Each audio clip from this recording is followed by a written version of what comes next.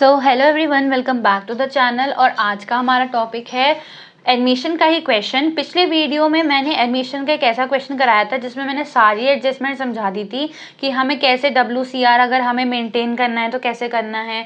और हमने ये पढ़ा था कि उसमें पुराने पार्टनर्स की कैपिटल के बेसिस पे हमने नए पार्टनर की कैपिटल का बैलेंस निकाला था। अब आज जो हम क्वेश्चन करने वाले हैं इसमें सारी एडजस्टमेंट से ज़्यादातर सिंपल रहेंगी। एडजस्टमेंट का कोई खेल नहीं, क्योंकि एडजस्टमेंट हम पहली वीडियो में पढ़ चुके हैं। यहाँ पे बस क्वेश्चन में ट्विस्ट लाया गया है कि एक तो हमें फिक्स कैपिटल मेथड यूज करना है, तो उसका मतलब क्या है कि हमें कैपिटल अकाउंट भी बनाना है और करंट अकाउंट भी फिक्स बनाना है, मतलब सारी एडजस्टमेंट करंट अकाउंट से ही होंगी। दूसरी चीज, हम यहाँ पे नए पार्टनर के बेसिस पे ओल्ड पार्टनर की बैलेंस CD निकालेंगे। ठीक है, so without wasting any time let's get into the video. और ध्यान रखना कि अब हम जो पिछले वाले में भी हमने करंट अकाउंट बनाया था, लेकिन वो एडजस्टमेंट के लिए बनाया था सिर्फ। अब यहाँ पे करंट अकाउंट सारी एंट्रीज के लिए बनेगा। एक चीज को सॉर्ट आउट कर लो कि कैपिटल अकाउंट और करंट अकाउंट का डिफरेंस क्या है। मतलब जब इस कैपिटल के साथ करंट बन रहा है तो उसको हम फिक्स कैपिटल मेथड बोल रहे हो। फिक्स कैपिटल मेथड का मतलब ये है कि अगर हमारे कैपिटल में एडिशनल कैपिटल आता है, जैसे पुराने पार्टनर्स चल रहे थे, उन्होंने कुछ कैपिटल लगाई हुई थी, फिर उसने और कैपिटल डाल दी, तो वो यहाँ पे आएगी। या उसने अपनी कैपिटल को परमानेंट उसमें से कोई ड्राइंग कर ली। परमानेंट ड्राइंग मतलब ड्राइंग अगेंस्ट कैपिटल, कि उसने परमानेंटली वहां से पैसा हटा दिया है। ठीक है, वैसे जो जनरली ड्राइंग्स होती हैं उसको हम अगर याद रखो तो कैपिटल अकाउंट में ही रिकॉर्ड करते थे और उसको डालते थे। क्यों? क्योंकि हमारी वो ड्राइंग अगेंस्ट प्रॉफिट होती थी। But now we are talking about अगर ड्राइंग अगेंस्ट कैपिटल है, मतलब हमने कैपिटल में से ही परमानेंट पैसा हटा दिया है, तो उन दोनों की एडजस्टमेंट सिर्फ क्या होंगी। मतलब कैपिटल में सिर्फ क्या होगी, एडिशनल और ड्राइंग अगेंस्ट कैपिटल की एंट्री। बाकी जितनी भी एंट्री है, किसी का प्रॉफिट शेयर बन रहा है, हमारा गुडविल आ रहा है, हमारा कुछ भी हो रहा है, वो अब किससे होगा, करंट अकाउंट से। ठीक है, तो करंट अकाउंट का यहाँ पे ये इतना बड़ा रोल होता है। तो आपको स्क्रीन पे क्वेश्चन दिख रहा होगा। क्वेश्चन बोल रहा है रोमन, मोनिका एंड चार्ली। मैंने यहाँ पे RMC लिखा है। ठीक है, Roman, Molly and Monica and Charlie, क्योंकि स्पेस का थोड़ा सा इशू हो जाता है क्वेश्चन सॉल्व करते हुए, लेकिन आप एग्जाम में पूरा नाम लिख के आना। उनकी रेशो 3:2:1 जो कि पुरानी थी, और 1 अप्रैल को उनकी बैलेंस शीट थी ये। ऑन दी अबव डेट नीलम को उन्होंने एडमिट किया, नए पार्टनर को, कुछ फॉलोइंग टर्म्स पे। तो एक ट्रिक बताई थी कि हमेशा एडमिशन का क्वेश्चन कहाँ से शुरू करना है, एडजस्टमेंट से। और जैसे ही आपको सबसे पहले क्या करना है, क्वेश्चन का एंड में देखो क्या लिखा हुआ है, prepare revaluation partners current capital and balance sheet of new firm. उन्होंने बोला है कि आपको ये चारों मेंटेन करनी है, तो इसको अलग अलग नहीं बनाना, एक साथ ही पेज पे बना लेना है और फिर उसको सॉल्व करना है। मैंने तो एक ही शीट पे बनाया है, आप लोग इसको अलग अलग बना सकते हो। ठीक है, तो मतलब जैसे एग्जाम शीट होगी उसमें नेक्स्ट आगे पीछे कर सकते हैं और फिर सॉल्व कर सकते हैं, लेकिन एंट्री साथ साथ डालनी है, वरना एंट्री भूल गए तो फिर आपके नंबर गए। ठीक है, Neelam will bring 1 lakh as her capital and will get 1/6 share in profits. मतलब नीलम का जो प्रॉफिट शेयरिंग है वो 1/6 है। इसका मतलब हो सकता है मुझे न्यू प्रॉफिट शेयरिंग रेशियो निकालनी हो, तो इसलिए मैं एडजस्टमेंट पढ़ लेती हूँ आगे की। उन्होंने बोला कि न्यू, अगर मैं थर्ड एडजस्टमेंट देखूँ उसमें बोल रखा है न्यू प्रॉफिट शेयरिंग रेशियो। इसका मतलब मुझे न्यू PSR दे रखा है, मेरे पे ओल्ड रेशियो भी है, मुझे सिर्फ इस क्वेश्चन में क्या निकालना है, sacrificing ratio, which is the first step. हमेशा रेशियोज पहले निकाल लेना है ताकि हमारा टाइम वेस्ट बार बार ना हो। सैक्रिफाइसिंग निकालना कैसे है, यहाँ पे क्रॉस इसलिए हो गया क्योंकि मुझे क्वेश्चन में लगा था कि न्यू दे नहीं रखा है, हमें निकालना है, तो मैं अपना वही पुराना मेथड यूज कर रही थी, बट यहाँ पे ऑलरेडी दे रखा था तो सिर्फ सैक्रिफाइसिंग निकालना है। ठीक है, तो यहाँ पे क्या आता है, नीलम का शेयर है 1/6 और न्यू रेशियो था ये, और पुराना रेशियो चल रहा था 3:2:1। तो मैंने R का सैक्रिफाइसिंग निकाला। सैक्रिफाइसिंग निकालने के लिए हम क्या करते हैं, ओल्ड माइनस न्यू, क्योंकि एडमिशन में पुराने में से नए को माइनस करना होता है।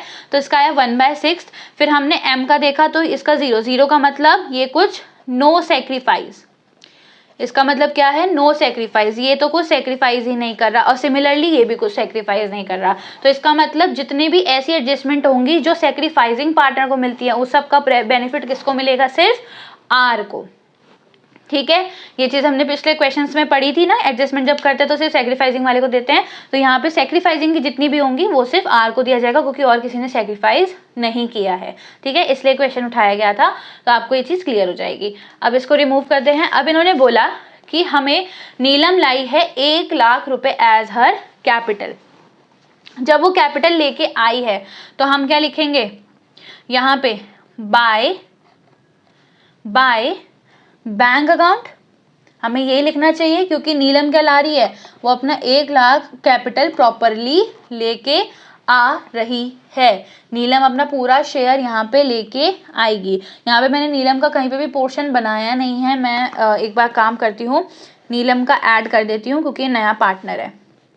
ठीक है, यहाँ पे हम एन का ऐड कर देते हैं, तो यहाँ पे भी एन का ऐड कर देते हैं और यहाँ पे एन का हम इधर ऐड कर देते हैं क्योंकि स्पेस नहीं है। ठीक है, तो ये क्या होगा, बाय बैंक अकाउंट, नीलम का कितना होगा, 1 लाख रुपए। और यही चीज़ मुझे जाके क्या कर देनी है, क्योंकि यहाँ पे बैंक की बहुत सारी एडजस्टमेंट नहीं है, तो मैं सिंपली क्या करूँगी, बैंक में यही लिख दूंगी कि बैंक में 1 लाख रुपए तो आएगा ही आएगा। सॉर्टेड है, क्योंकि वो पैसे लाएगी नीलम, तो यहाँ पे उसका 1 लाख आएगा। फिर इसने बोला क्वेश्चन देखो, she will bring necessary cash for her share of goodwill premium the goodwill of the firm. यहाँ पे फर्म की गुडविल दे रखी है, उसका शेयर कितना है, 1/6 है ना, तो हमें उसकी गुडविल का शेयर निकालना है। और जो भी वो गुडविल लाएगी वो किसको दी जाएगी, जो पार्टनर सेक्रीफाइस कर रहा है, क्योंकि जो नई गुडविल लाई जाती है उसका हिस्सा सिर्फ उसका बनता है जो सेक्रीफाइस उसके आने पर कर रहा है। ठीक है, तो इसकी जरा एडजस्टमेंट देख लेते हैं।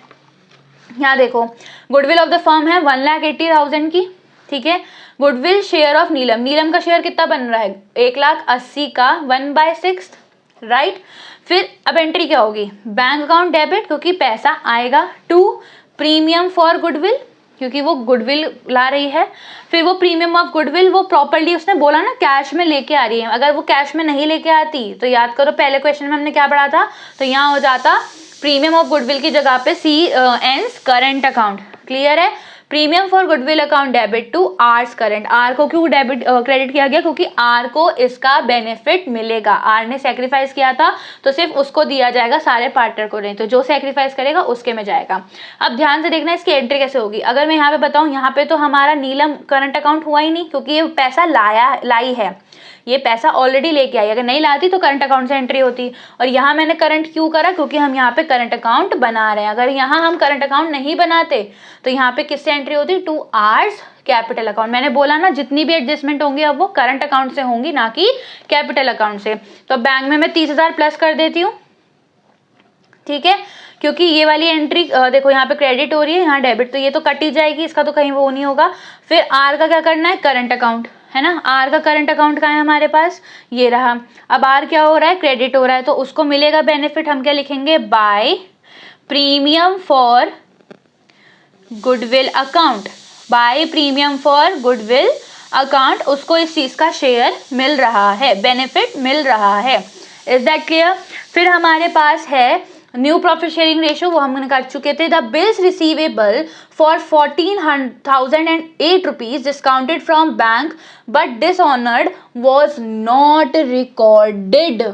इन्होंने क्या बोला कि हमने क्या किया, बिल रिसीवेबल था एक कितने रुपए का, 14,008। अब जरा हम बिल रिसीवेबल का अमाउंट देख लेते हैं, विच इज 34,000 रुपीज। इन्होंने बोला कि हमने उसको बैंक से डिस्काउंट कराया था बट वो अभी तक डिसऑनर्ड वॉज नॉट रिकॉर्डेड, वो डिसऑनर हो चुका था और हमने रिकॉर्ड नहीं किया है। तो अगर इस चीज का हमें एक अंदाजा दिया जाए तो देखो सीधी सीधी इसकी एंट्री बोली क्या जाएगी कि ये हमारा नुकसान हुआ है। क्यों, क्योंकि मैंने सोचा होगा कि मैंने बैंक में डिपॉजिट किया है और वो पैसा बैंक में ऐड हुआ ही नहीं। ठीक है, मैंने सोचा होगा कि वो डेटर्स कम हो गए हैं, लेकिन वो डेटर्स अभी कम हुए ही नहीं। तो इसके दो जगह पे इफेक्ट जाते हैं, ध्यान रखना है, डिसऑनर की एंट्री इंपॉर्टेंट होती है, इसको मार्क कर लेना। तो यहाँ से क्या होगा, 14,008 रुपीज तो हमारे इसमें से कम हो जाएंगे।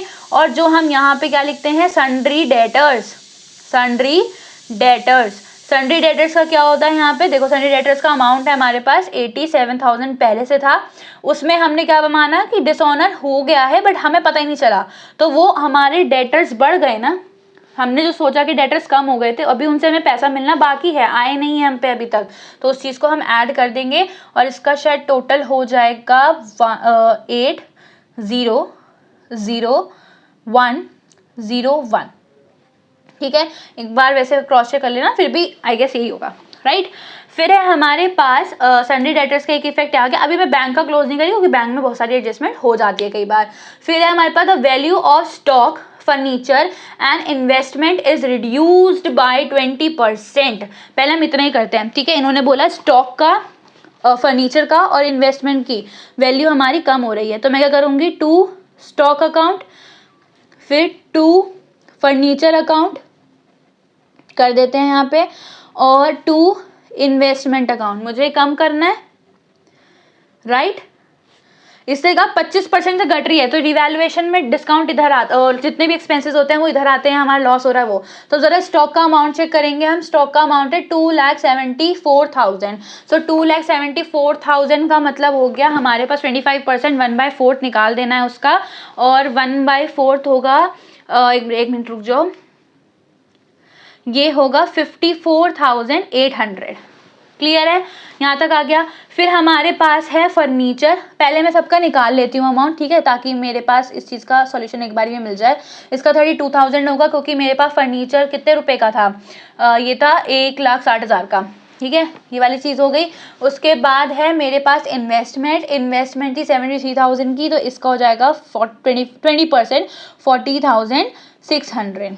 क्लियर है, ये मुझे कम करना था ना, तो अब मैं क्या करूँगी, सबसे पहले इधर आऊँगी, इसे लिखूँगी स्टॉक, और स्टॉक कितने का था मेरे पास ऑलरेडी, 2,74,000 का, उसमें से मैंने स्टॉक 54,800 के हटा दिए, तो इसका नेट इफेक्ट यहाँ पे डाला जाएगा, वो भी कितने रुपए का, 219,200 का। फिर मेरे पास सेम चीज़ फर्नीचर की आई। फर्नीचर में क्या होगा, फर्नीचर कितने रुपए का था, 1,60,000 का, उसमें से मुझे ये हटा देना है। ध्यान रखना, यहाँ पे सिर्फ उतना अमाउंट आता है जितना नुकसान हो रहा है या जितना गेन हो रहा है, और यहाँ पे उस गेन और लॉस को एडजस्ट करके मेन अमाउंट लिखा जाता है, क्योंकि ये बैलेंस शीट बन रही है, ठीक है। तो फर्नीचर का मेरा अमाउंट आएगा, मैं सीधा काट के लिख देती हूँ, ये आ जाएगा 1,28,000। You can cross check it, no issue. फिर है इन्वेस्टमेंट में कितना नुकसान हुआ था, इतने का, तो ये रह जाएगी 58,400 की। यहाँ तक क्लियर है। फिर इसने बोला the land and building and plant and machinery be appreciated 20% and 10% respectively. Appreciated का मतलब इसको इससे बढ़ाना है, तो ये क्या हो जाएगा, by land and building account 20% से बढ़ाना है, तो हम इसको 70,000 से बढ़ा देते हैं, बिकॉज इज 3,50,000। और इधर हमें प्लांट एंड मशीनरी को बढ़ाना है, मतलब ये तो आपकी रिवैल्यूएशन की, अगर आपने पिछला क्वेश्चन किया है तो आपको आ जाएगा। And I request every one of you कि आप प्लीज़ पुरानी वीडियो देखना, चाहे फुल स्पीड पे देखना, क्योंकि अगर आप नहीं देखोगे तो आपको अभी कुछ समझ नहीं आएगा। जैसे आ जाएगा अगर आप इस क्वेश्चन को भी करोगे, लेकिन जो बड़ी बड़ी एंट्रीज थी वो मैंने वहाँ पे कवर करी हैं, क्योंकि वहाँ से भी क्वेश्चन बन सकता है। अब सेम चीज़ करनी है यहाँ पे मुझे, लैंड एंड बिल्डिंग, अब ये एप्रिशिएट हो रहा है, तो यहाँ पे अमाउंट प्लस होगा, क्योंकि ये बढ़ रहा है। मेरा प्रॉफिट था ना, तो 3,50,000 में मैं 70 को प्लस कर दूंगी, तो ये आ जाएगा मेरा 4,20,000। और फिर मेरा है प्लांट एंड मशीनरी, तो plant and machinery I will appreciate, मतलब मैं इसको बढ़ाऊंगी 1,35 में, जितना बढ़ना था वो 13,500, तो प्लांट एंड मशीनरी का अमाउंट विल बी 14,8,500। ठीक है, यहाँ तक क्लियर है। फिर है द कैपिटल अकाउंट्स। अब इसने बोला the capital accounts of the partners will be adjusted on the basis of Neelam's capital. इसका मतलब अब जो पुराने पार्टनर्स का हमें निकालना है बैलेंस सीडी, वो नए पार्टनर के बेसिस पे निकालना है, ठीक है। तो उससे पहले हम जरा बैलेंस शीट पे आते हैं कि बैलेंस शीट में क्या क्या है। सबसे पहले है कैपिटल अकाउंट्स, तो हम क्या करेंगे, कैपिटल अकाउंट का ओपनिंग बैलेंस डालेंगे बाय बैलेंस सीडी, ठीक है।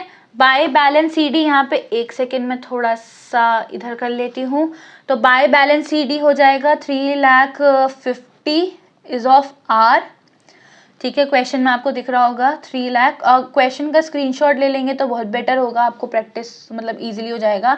And it will B 2,50,000। मैंने थोड़ा सा स्पेस कम छोड़ा है, इसलिए यहाँ पे जगह नहीं बन पा रही। फिर है by balance, it will be BD, right, brought down है ना, ठीक है। हमेशा ध्यान रखना कैपिटल और करंट का इधर की साइड पे आता है ओपनिंग। तो इसका है हमारे पास करंट अकाउंट दे रखा है रुमंत का इट्स ऑन लाइबिलिटी साइड, इधर हो गया। और चार्ली का दे रखा है हमारे पास 12,000, ठीक है।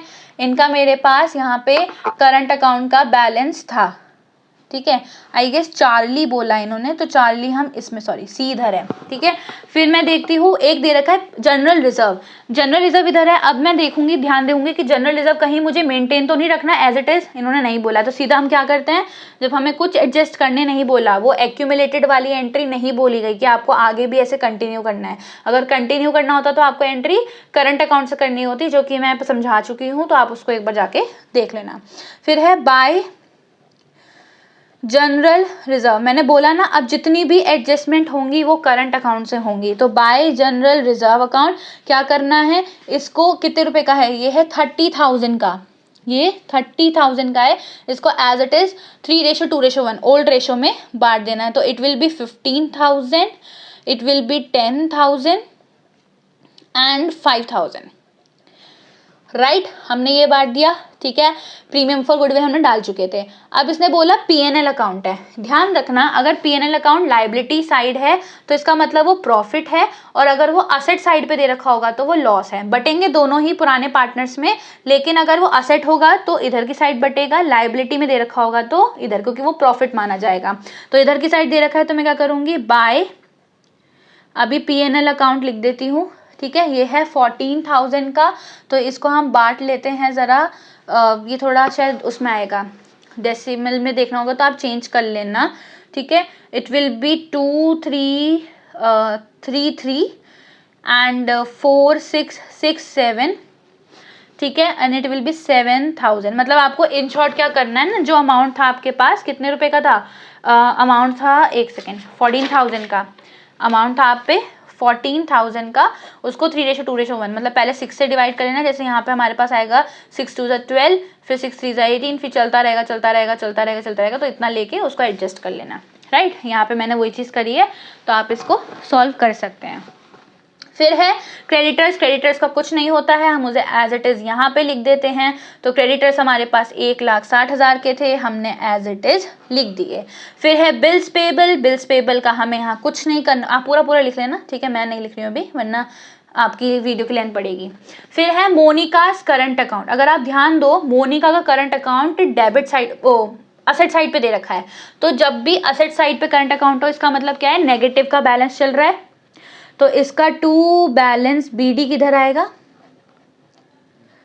इसका टू बैलेंस बीडी आएगा यहाँ पे, आई गेस 14,000 गिवन है, तो हम 14,000 यहाँ डाल देते हैं, ठीक है।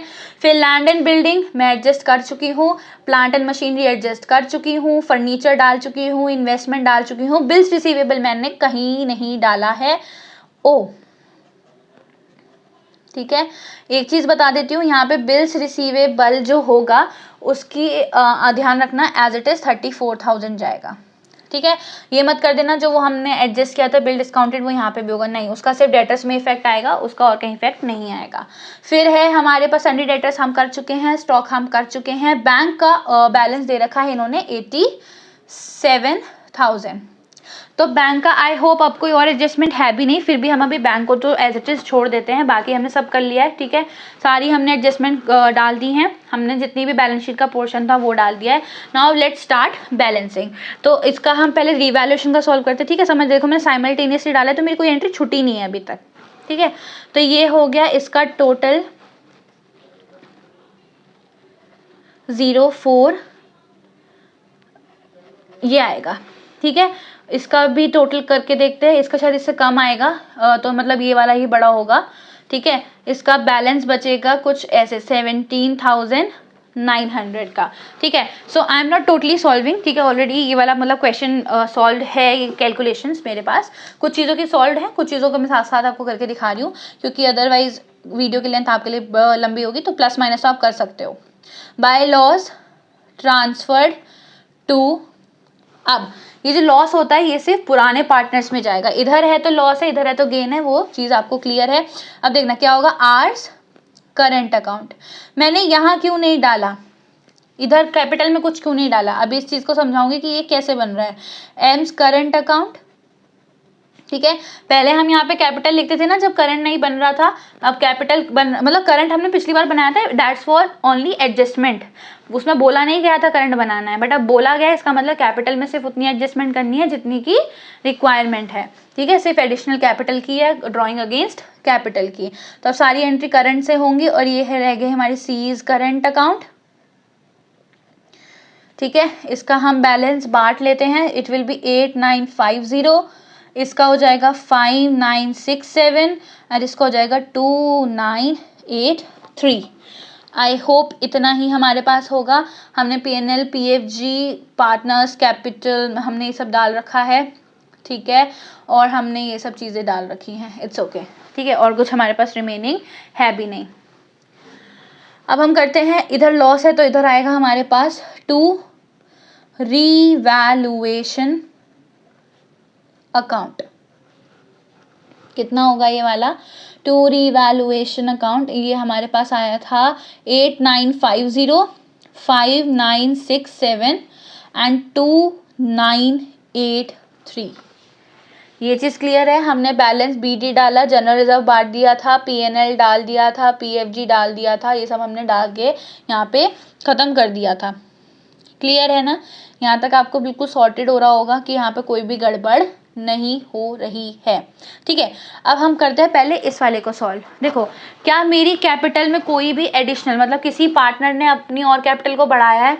नहीं बढ़ाया है। क्या मेरे किसी भी पार्टनर ने यहाँ पे विड्रॉ किया है? नहीं किया है। तो ये सिंपल क्या होगा, जो भी आपका यहाँ पे है उसको बैलेंस करना है। पर उसको बैलेंस करने से पहले what you have to do is कि आपको पार्टनर्स करंट अकाउंट को बैलेंस करना पड़ेगा।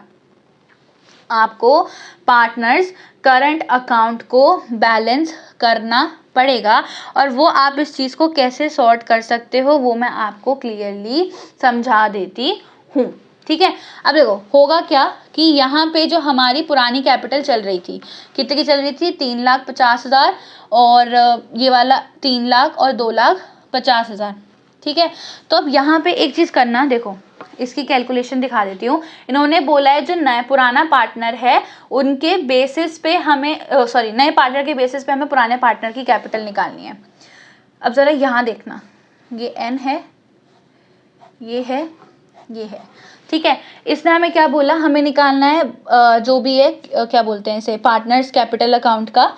तो it will be to balance CD।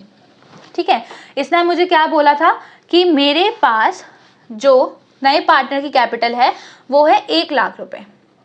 तो जब हमने पिछले क्वेश्चन में भी पढ़ा था ना, जब पुराने पार्टनर से नए पार्टनर के बेसिस पे आते थे तो पुराने पार्टनर्स की कैपिटल को ऐड करते थे, उनके ही शेयर से रेसिप्रोकल करके हम फर्म की टोटल निकालते थे।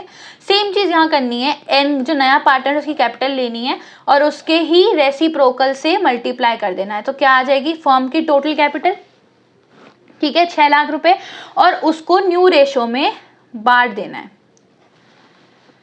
ठीक है, तो मैं क्या करूंगी, 6 लाख को किस किस में बांटूंगी? 2 लाख रुपए, 2 लाख रुपए, 1 लाख रुपए, 1 लाख रुपए। तो ये हमने क्या निकाला है, कैपिटल का बैलेंस CD ना, तो हम इसको कहाँ डालेंगे, यहाँ पे 2 लाख रुपए।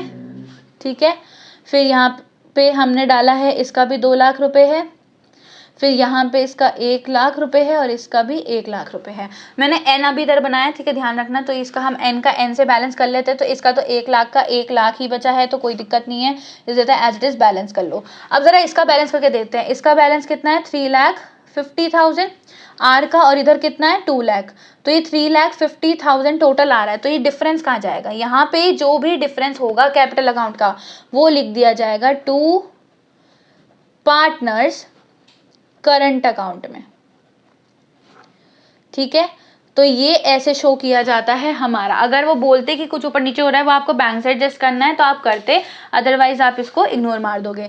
फिर सेम चीज़ है, यहाँ पे 3 लाख रुपीज़ है इसका, इधर भी 3 लाख होगा, तो ये क्या हो जाएगा 1 लाख रुपए इसका पार्टनर्स। मतलब ये जो ऊपर नीचे हो रहा है ना हमारा, क्योंकि इसने बोला कि नए पार्टनर के आने के बाद हमें एडजस्ट करनी है कि कैपिटल इतनी हो जाएगी, तो जितना भी ऊपर नीचे हो रहा है वो कहाँ पे आ जाएगा, करंट अकाउंट में। फिर इसका अगर हम देखें तो ये 2,50,000 है, ठीक है, ये भी 2,50,000 है और 1,00,000 का डिफरेंस है तो ये हो गया 1,50,000। समझ में आया? जब ऐसे होगा तो हमें पहले ये सॉल्व करना है, इसका हमें यहाँ डाल देना है। पार्टनर्स कैपिटल में हमें पहले पूरे फर्म की कैपिटल निकालनी है, उसको डिवाइड करना है न्यू रेशियो में, और जब जो भी बैलेंस बचेगा वो डाल देना है पार्टनर्स करंट अकाउंट में। अभी इधर डाला है ना, इसे उधर उठा के इधर डाल दो, किस नाम से? Bye partners capital account. This will be 1,50,000 for R, this will be 1,00,000 for whatever it is M, and 1,50,000 for C। N का तो हमारे पास पार्टनर कैपिटल का कुछ आएगा ही नहीं, क्योंकि उसका तो जीरो बैलेंस चल रहा था, मतलब वो तो लाया ही है, अभी नया पार्टनर है तो उसका कोई इतना बड़ा लोड नहीं है। अब हम इसको टोटल करते हैं, बैलेंस करते हैं, ठीक है। तो अब यहाँ पे जो भी बैलेंस निकल के आएगा that will be R to balance CD, क्योंकि अब कोई एडजस्टमेंट नहीं बचा है, यहाँ पे सीधा सीधा सॉल्व होगा। तो एक बार इसको टोटल कर लेते हैं। इधर की साइड जो आएगी टू बैलेंस CD, ये वाली है 2,10,000 की। 2,10,000 में से ये जितना भी हमने एडजस्ट किया ये हमारा बच गया 2,010,50, ठीक है। इधर भी लिख लेना 2,10,000। फिर ये वाला जो पोर्शन आया मेरे पास आया है 1,14,667, सिमिलरली 1,14,667, और इसका बच रहा है 94,700 मोनिका का, ठीक है। फिर C है, इसका आ रहा है 1,69,333, 1,69,333, इसका बच रहा है इधर मेरे पास 1,66,350। क्या इसके करंट अकाउंट में कुछ आया था? नहीं आया, क्योंकि हमने इसका तो सिर्फ एक एडजस्टमेंट किया ना करंट अकाउंट का। अगर यहाँ पे ये कुछ, अगर मान लो ये नहीं ला पाता गुडविल, या नहीं ला पाती गुडविल, या बाकी कुछ एडजस्टमेंट होती तो करंट में आता, तो इसका विल भी शून्य, जीरो आएगा। अब कुछ नहीं करना, सिंपल, ठीक है। और एक और चीज़ बोली गई थी कि अच्छा हाँ, नीलम का कैपिटल अकाउंट अलग से भी बना सकते हो। यहाँ पे मैंने अलग से बना दिया था क्योंकि मैं शायद भूल गई थी, स्पेस नहीं थी। तो यहाँ पे एज इट इज़ भी बना दोगे तो कोई दिक्कत नहीं है, वो मैंने यहाँ पे ऐड कर दिया है, इसको आप हटा सकते हो, ठीक है। तो वो मैंने यहीं ऐड कर दिया, वो कोई दिक्कत नहीं है। अब क्या करना है, बस बैलेंस CD कैपिटल का लाना है, तो यहाँ लिखोगे कैपिटल अकाउंट्स, ठीक है। फिर है RMCN, इसका था 2,00,000, इसका था 2,00,000, 1,00,000, 1,00,000। आप लोग पूरा पूरा न्यूमेरिकल में लिखना, ठीक है। तो इट विल बी 6,00,000 रुपीज़। ये एल मत लगा के आ जाना, नंबर कट जाएंगे। फिर है करंट अकाउंट का बैलेंस। करंट अकाउंट्स में हमारे पास RM और C का ही आएगा, तो RMC, आप भी नाम पूरे लिख के आना जो भी है, रोमंत, मोनिका, चार्ली। तो इसका है 201050, इसका है 94700, और इसका है 166, ये रहा, ठीक है, 350। बैलेंस CD लेना है, तो इट विल बी 462,100। तो हम ज़रा इसको एक्सटेंड कर लेते हैं एक बार, इधर का टोटल करते हैं। 1,60,000 है, 90 है, 6,00,000 है, और ये इसका टोटल करके आएगा हमारे पास 1,31,2,100, राइट। और एक बार इधर का करना है, पर उससे पहले हमें बैंक का टोटल करना है। तो बैंक में ये तो 1,30,000, फिर प्लस उसमें 87,000 माइनस 14,008, और आप इसको सॉल्व करोगे तो आंसर आएगा 101,08, राइट। ये जब आप इसको सॉल्व कर दें, नहीं इसका 1,0,0 ये नहीं आएगा, सॉरी, इसका आएगा जो बैंक का बैलेंस है ये आएगा 2,02,992। तो ऑलरेडी एक्सीड कर रहा है ना, ये मैंने इसका लिख दिया एज इट इज। फिर है हमारे पास, इसका टोटल करेंगे तो 1,31,2,100। तो आप जब टोटल कर रहे हो आपका ये एज इट इज दोनों साइड मैच हो गया, इसका मतलब आपका आंसर सही आया है, ठीक है।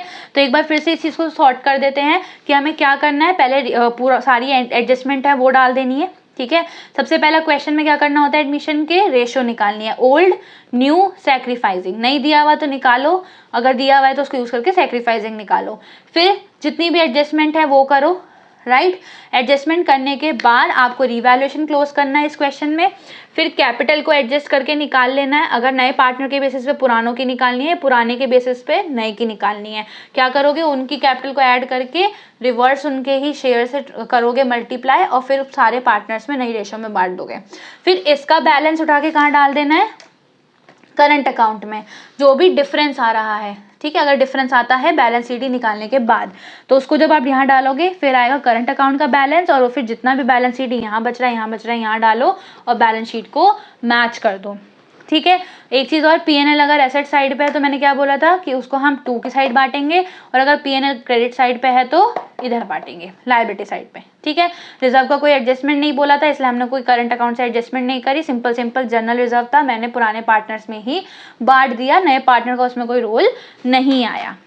आई होप वीडियो क्लियर होगी, कंसेप्ट क्लियर होगा, करंट अकाउंट से क्वेश्चन कैसे करते हैं। So these were the 2 type of question which you can expect, और इनमें से मोस्टली ज़्यादा से ज़्यादा क्वेश्चन, ज़्यादातर एडजस्टमेंट मैंने कवर कर दी हैं।